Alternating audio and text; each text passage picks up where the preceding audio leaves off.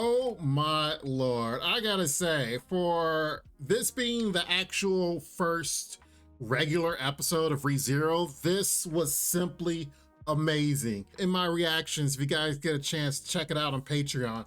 I straight up was like, I'm not ready. I know I'm not ready for this season. This season is gonna absolutely be so good that this one episode, being a regular 30-minute episode, everything hit its marks, everything felt really nice.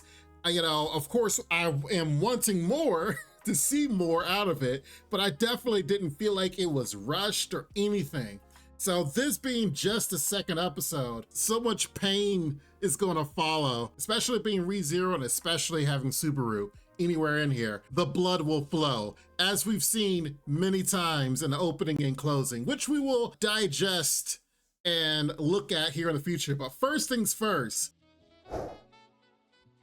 our girl Emilia went off. But make sure you guys like the video, make sure you guys are subscribed, because we'll definitely have to discuss more about this show and several others here on the channel. But I will have to admit that I was not expecting Emilia to be this good of a fighter. Before, she always, when given the chance, would try to summon Puck, and then Puck being OP, and they would fight together. But the fact that she's been without Puck for at least a year, it would not surprise me if she had her own training arc, kind of like Subaru. Granted, this might be her natural fighting capabilities now that she knows that she can't rely on Puck. Or, like I said, she's been training. She went up against Wrath from the Witch's Cult and actually was driving her back. Even Subaru's like, oh dang, she's winning. Hold up. my girl going in there, okay? But another thing that I felt like was an even bigger, I wouldn't say bombshell, but even something really, really strong. Emilia in the fight admits that she's in love with Subaru.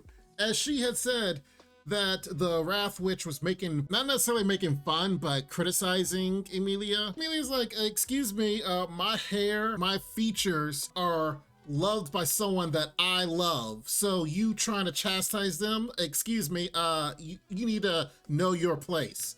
So Emilia popped off and went in strong. It's a shame that Wrath kind of pulled Tina out of nowhere. I straight up was like, wait, where'd Tina come from?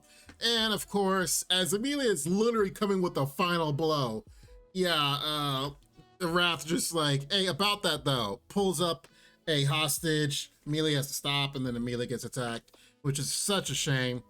But I have to give my props to Emilia. She showed up and showed out in this fight, and Wrath was definitely had to pull a linchpin out of nowhere, which is like, dang it, Wrath. Now these cult members, they all have crazy abilities and or crazy personalities, more so than anything. Of course, if you remember Sloth from last season, he was a little bit eccentric, just a little bit, not that much, he's okay.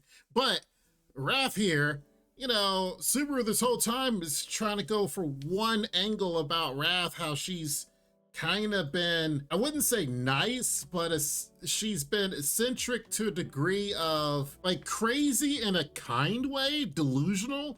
But it wasn't until Emilia comes on the scene that she literally shows why she is Wrath.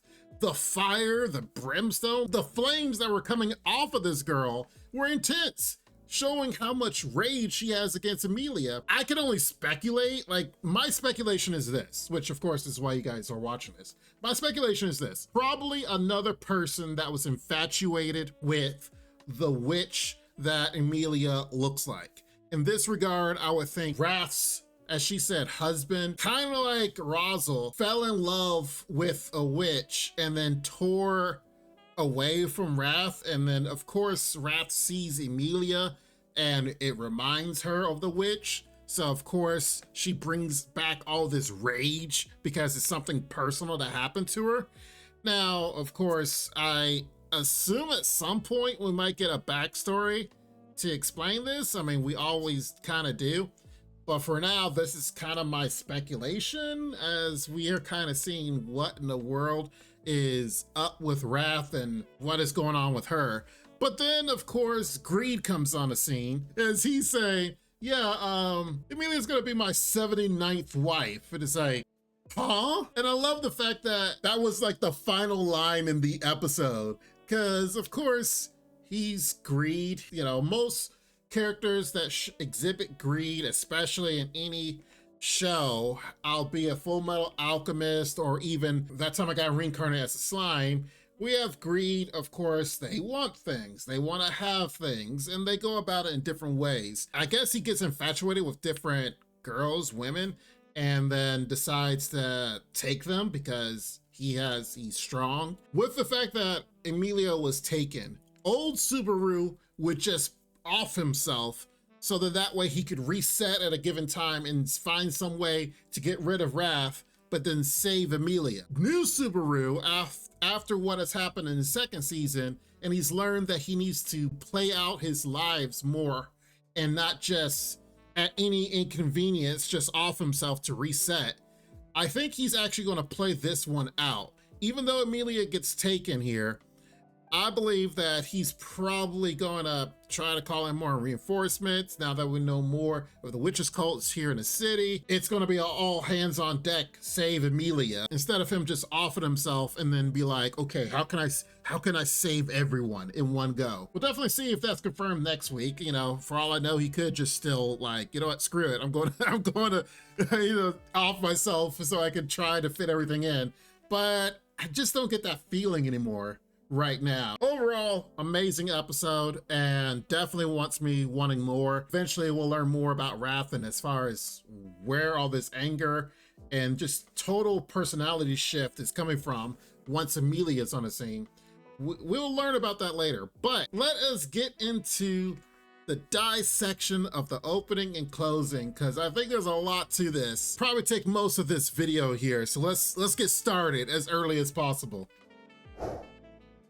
First things first, I gotta say, both music selections for the opening and the closing are simply amazing. They definitely, only just 2 episodes in, they definitely already capture the essence that's gonna be this season. That it's gonna be crazy, things are gonna get hard, and it's just, I mean, there's gonna be probably a lot of death from not only the people in the city, but definitely our main character, Subaru. I like how they did a good job of introducing all of the good guys and of course all the candidates from the girls and their parties.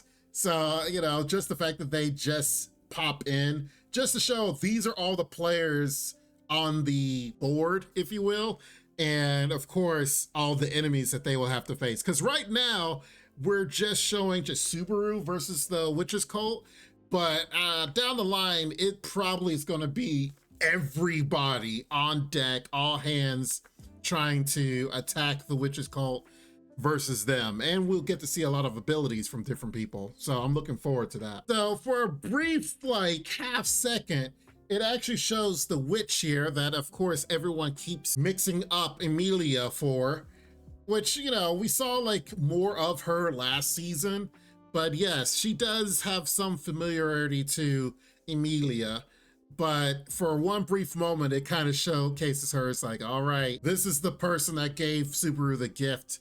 So let's see how he utilizes this gift this season. Here it showcases the crystal that Puck is inside of, and it shows it cracking, which I don't think that's a good thing, you know. The whole point is Emilia's gone to the city to get a catalyst to get Puck out of the crystal, so then Puck is back to normal. But I'm hoping that this isn't a case of, oh no, the crystal is breaking, we need to get Puck out of there or else Puck dies type of deal. But, you know, we'll see. I actually wonder, what is the role of this girl this season? Like, they introduce her, of course, as a new character, and she's like the musician of the city type deal. But what is her role? What is the point of her?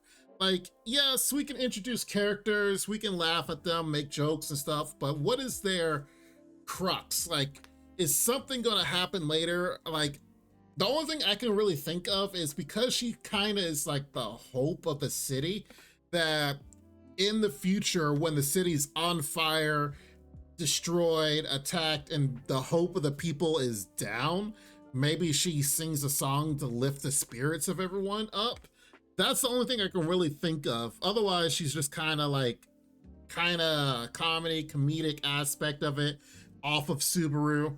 But also, she had, in last episode, they had a really nice singing number with her, rap number with her. So as far as character, I think she's okay, but it's like, what is the point of introducing her into this story at this moment? Like I said, we'll see, but that's my idea of what they plan to do with her. Now, it goes through a lot of characters as quickly as possible, ones that are not key players in at least this part of the season, which makes sense that they go through them really quickly. So then that way it's like, all right, they're still in the story, but you know, we have a different setting right now. Now, here's the woman that Garfield was like, hey, are you my mom? I don't know if she's his mom. I don't know how that's gonna pan out as far as story-wise this season, but I'm sure it's gonna be important, especially if she gets attacked and Garfield has to save her, if she actually is his mother.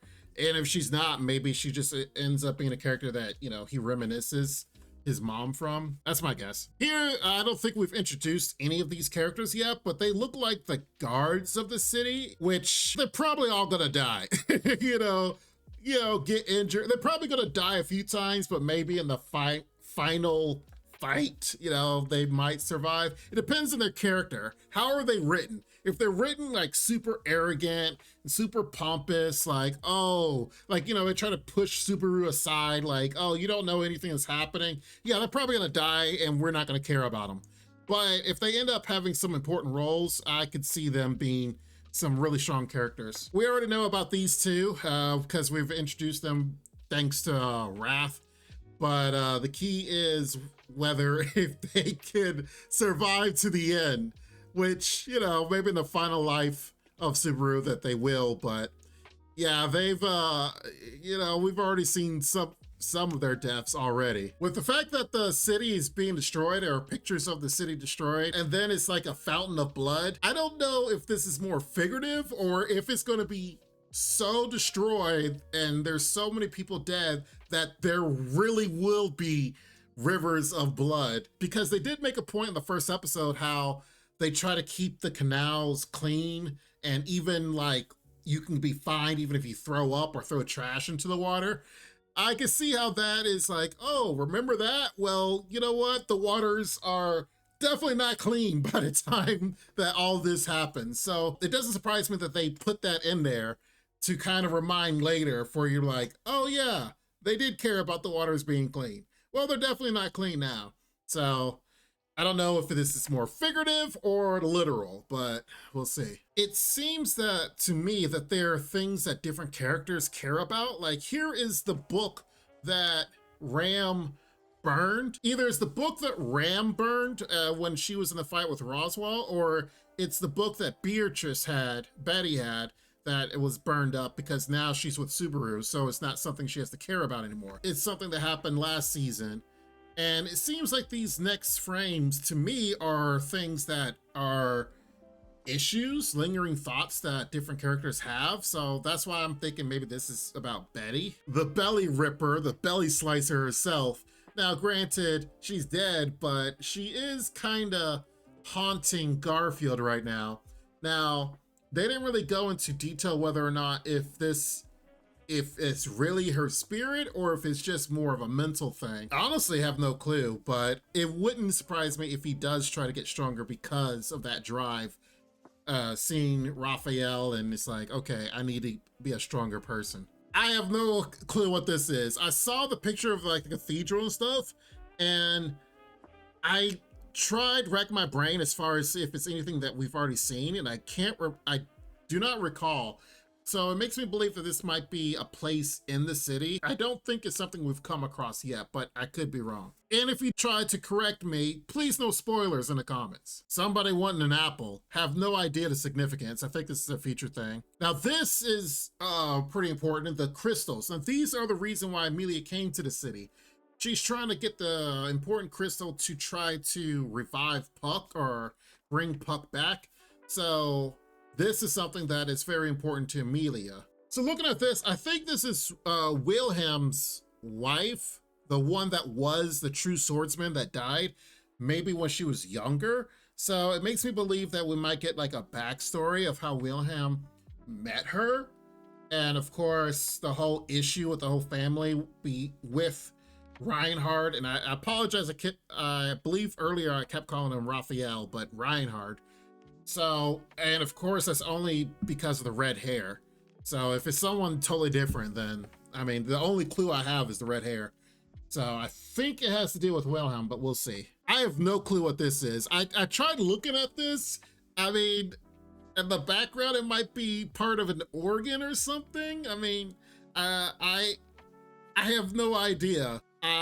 Whatever it is, I think it's significant later, or we'll learn more about it later. Of course, here in the theme song is where it shows all of our enemies. Like, what's the reason why we're here, or why there will be rivers of blood? Yeah, because multiple of the witches cult is here, so it kind of like introduces all of them. And I love how they does this, how it basically shows like the good guys versus the bad guys, which in the future, there's definitely going to be some intense fighting. This is why I said earlier, I don't think I'm ready for how good this season's going to be. Now that we had in this episode Emilia being taken, the question is, how long will she be taken for? Is she going to be captured literally the whole season, or if they're going to come back and save her at some point and she ends up being part of the reinforcements? Because yes, we saw Emilia pop off on this episode, but is this the only time she's gonna pop off? Is she literally gonna be saved like in a couple of episodes, or is it gonna be a princess in another castle and we have to wait until Subaru finds some way to save her, but that's gonna be later in the season? I'm hoping that they save her very quickly, so then that way she ends up being someone that fights along with everyone. Her being taken is definitely a lot of motivation for Subaru to fight the witches cult, which he already had motivation, of course, but now that Emilia gets taken by greed, then it's like, okay, do I go after greed or do I go after gluttony? Because, you know, they definitely want gluttony dead, so then that way Rem can get her memories back, but of course there's Emilia being taken by greed, so Subaru's got a lot on his plate. He always does. And I absolutely love how it reverses, showcasing Subaru's powers, of course. And all the city is all perfectly fine now. There's nothing totally gonna happen later at all. But that's essentially just the opening. But the ending is just as good. There's so much information in the ending, so let's go over that real quick. Now, of course, we're introduced such a lovely song by Myth and Roy. They do some crazy good music, especially for Overlord and for rezero. Here we see yet again the river is full of blood. So, like I said, still wondering if that's figurative or it ends up being literal. We will have to see. And just like the opening that showcases all the characters, all the candidates and such, and them being here in the city. Now, granted, like I said before, I'm looking forward to everyone kind of fighting together and seeing everyone put aside their differences as far as trying to win over the next one and try to save each other. I just love this panel only because it's like, not only do we see the rivers running with blood, then all of a sudden it's like a flower bleeding. It's like, okay, I get it. It's going to be bloody. everything is bleeding. It's like even the flowers are having problems. Like, come on now. I don't know why, but I find this segment of the ending funny. So we are introduced, it shows yet again, showcases all of the members of the witches cult that's going to be in these fights, and showing the dragon apparently that I believe the witch, I think it's Lust that has the dragon, that of course we haven't been introduced yet, but of course she's all over the opening and ending. This panel here I think is just so funny because it captures the essence of Subaru. He's ready to fight, now he has this whip, he's like ready to use it, and then all of a sudden something comes at him so quickly that he's like, oh snap, and then it shows blood afterwards like he died, but then he gets picked up by everybody else as if they are all motivation to push him forward. So like, even though he dies and restarts, he definitely gets pushed on, like, come on, keep going. You're not dead yet. Well, you're not permanently dead yet, so keep moving on, Subaru. And it's really interesting that Reinhardt actually literally picks him up. So I wonder if he gets saved. Like Greed goes to attack him and then Reinhardt shows up, saves him, and it's like, come on, you're not dead, come on, and picks him up. Because it shows it literally here in the ending. So I wonder, like, okay, through the death and destruction, things are getting blown up. Reinhardt is like, still got his back. And of course, it just shows the panel of everybody. And this is what I'm talking about. Like, it shows even Emilia here. So I'm wondering, all right, so because they're showing Emilia here, is she gonna come back and fight? Or is she just kind of, like I said, princess in another castle for most of the season? Which I really, showcasing how well she did in this episode, I really want more of her. Like, okay, we got a contender here, let's go. And lastly, I think it's a very symbolic, showing here that Subaru is walking forward, pressing onward, and of course showing the blood. I believe his blood from the panel before. Even through his many deaths, it's like, all right, yep, I died. It was gruesome, but let's keep pressing forward. Which, I will have to say one thing about this show. The way they capture the pain that Subaru goes through when he dies, it's like never the same thing twice. Now, yes, he dies in multiple different ways, but I'm just talking about like the pain of it, that how it affects him. Like, especially him being hung in this episode, but then not only was he hung, but because of the chain, it literally took away his fingers. So he couldn't even like get himself a grasp of air while he's hanging. So it was like, wow, that is really rough. And he feels all that, but then all of a sudden he's back alive. Like, just the psychological aspects of that. Like, I always feel for Subaru, but I'm always like a masochist, like, oh great, what's gonna happen to you this time, Subaru? Up, yep, you're dead. Up, you're back. Learn from it. Because I really was scared and worried that last week's episode, when we saw him restart, that he didn't learn from it. And he's gonna have to repeat the cycle until he remembers, like, oh snap, I did die that way. But he did learn from it, and there was progress in this episode. Overall, this is gonna be an amazing season. I already know. And like every episode is gonna be gold for right now. So unless they drop the ball somehow, I don't know how, but it's always possible. But right now, the groundwork is laid and things look amazing. So I'm looking forward to how this season is gonna turn out. Tell me what you guys think in the comments down below. Please, no spoilers, please. I'm all for speculation. I'm all for hearing discussions, and I'm always in the comments talking with you guys on top of it. So like I said, the reaction is on Patreon if you want to check it out. And if you missed the first episode reaction, the all 90 minutes, remember on Patreon, it is free. I have it set up for the first episodes of seasons are free. And then afterwards you can join up and see the reaction on each individual episode. But right now, this is gonna be a nice ride and I'm ready for it. But anyway, you guys take care, be safe, and Lord willing, I will see you next time. Bye-bye for now. This ain't what you want, bitch, I'm a fucking phenomenon.